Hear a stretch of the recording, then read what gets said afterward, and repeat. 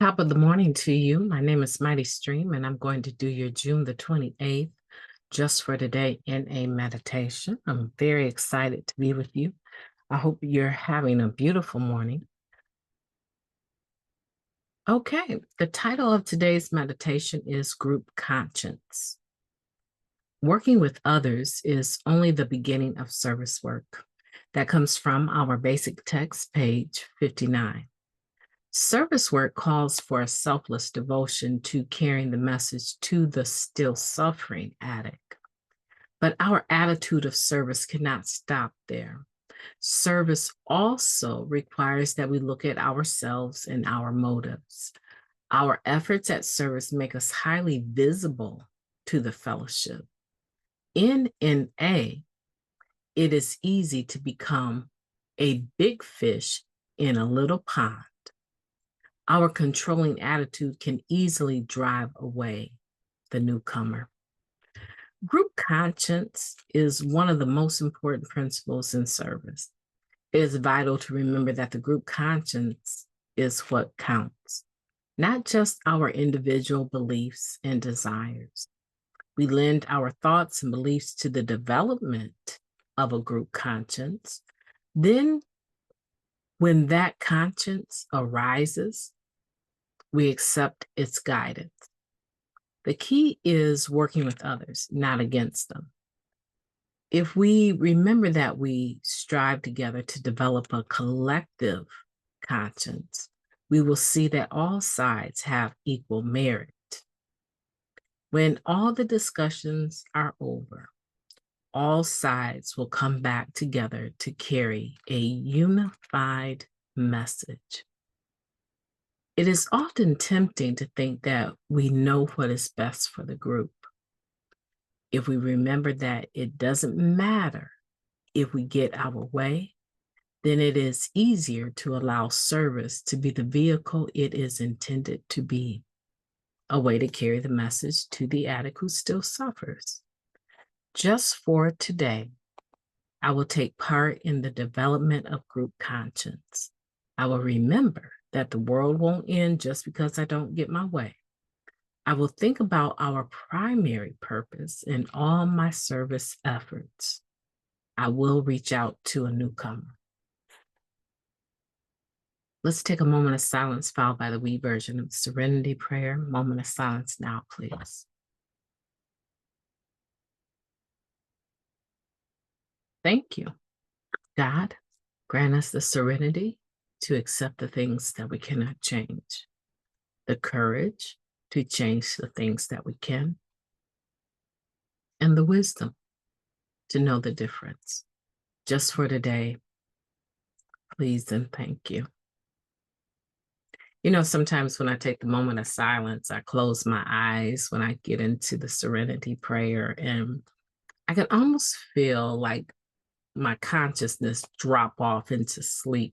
So sometimes, quite honestly, I have to keep myself alert, keep my eyes open, and it just seems so awkward because I'm used to saying a serenity prayer with my eyes closed. So I've been up since about 3 a.m. and doing homework, but I'm really grateful to be with you today. Now, we're talking about group conscience, and I'm pretty sure most of you at this stage in your recovery, you have some understanding about what group conscience is.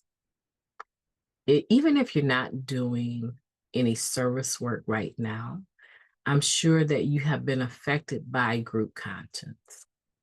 Group conscience is the thing that takes place in business meetings when a vote is necessary on a particular topic, and all members from the group that attend the business meeting are welcome to have a say or a vote. And generally speaking, they require that you have made at least 2 consecutive meetings before you vote on a topic. The reason for that is that, as you know, the format right, for service work for the business meeting, the format generally has old business, right? It has the agenda and it has old business listed there and it has new business listed there.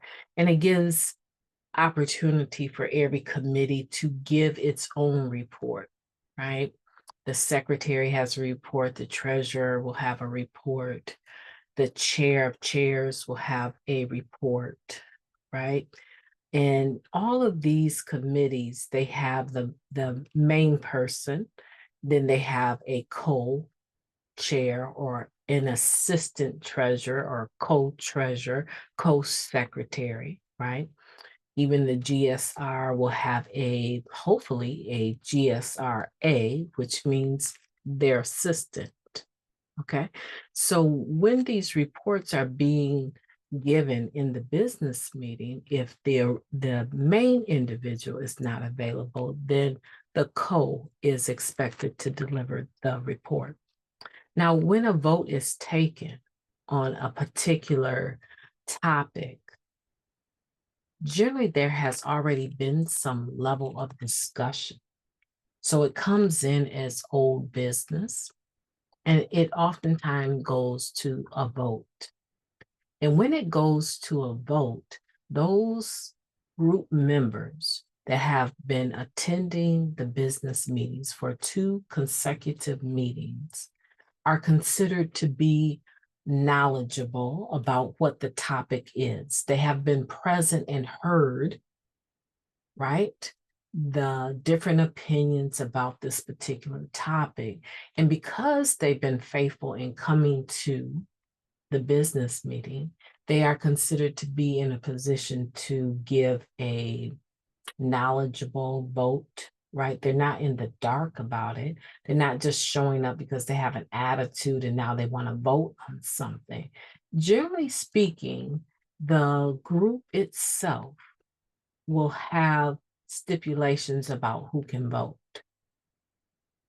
And most of the time, the way that it used to be was that you had to be present at least for 2 consecutive meetings in order to have your vote counted. Some places they may adjust that, right? Because it's group conscience again as to what the format is and what the rules are for voting. So most people, the point that I'm making, have been affected by group conscience without maybe even realizing it. Maybe there's literature at your meeting that is available to be sold. Well, that was a group conscience that was decided at a business meeting that the seventh tradition would provide literature. But some groups don't have enough money for that. And so they're not going to have all of that literature on the table. You're going to have to order it yourself. Maybe their group conscience or the seventh tradition is so small that they barely can pay their rent. They can barely have coffee available. And so even drinking the coffee that you get when you go to a meeting has been at some point in time a decision made by group conscience. Do you know that there's some meetings in my area that do not provide any beverage? If you want something to drink, you need to bring that something with you. Now, there's some meetings that are held in places that the only thing that is allowed in the building is water. That's not a group conscience. That is a stipulation of the building that the meeting room is being rented from, that you can only have this in your meetings as a beverage.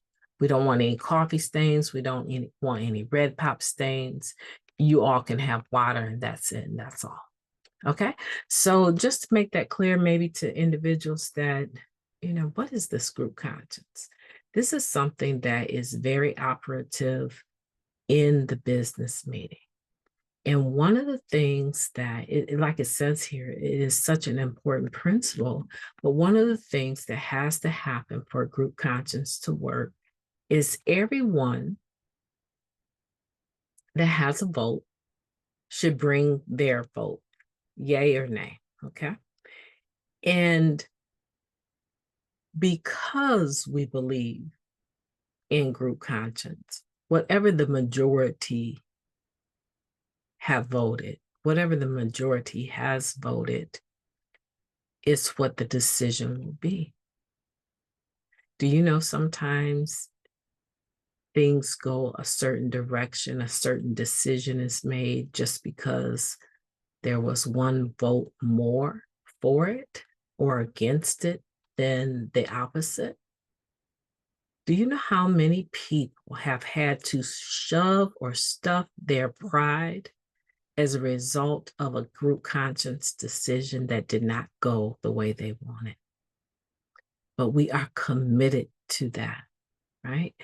And yeah, they may gossip later and have an attitude later, and maybe even their sponsor has to step in and say, hey, this is group conscience. When it went your way last year, you didn't have a problem, but now this year, it didn't go your way that you wanted and you have a problem. No, this is group conscience.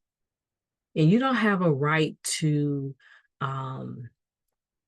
tarnish the reputation of the group because it did not go the way that you wanted. It was a group conscience, meaning that no one person decided, the majority vote ruled.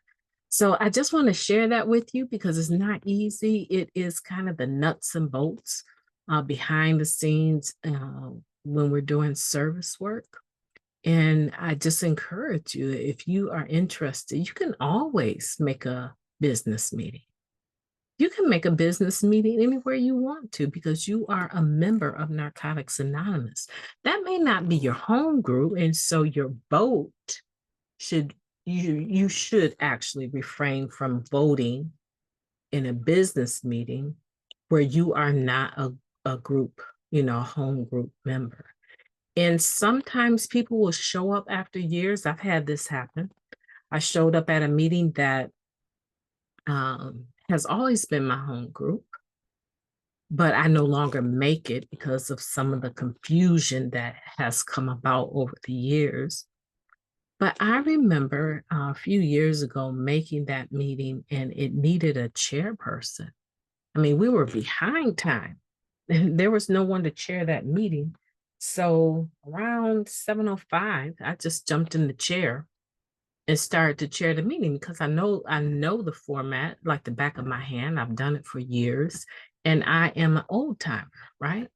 And so I remember the treasurer approaching me after the meeting and saying, "Are you a home group member?" I said, "My name is still in that book, and until I remove it, yes."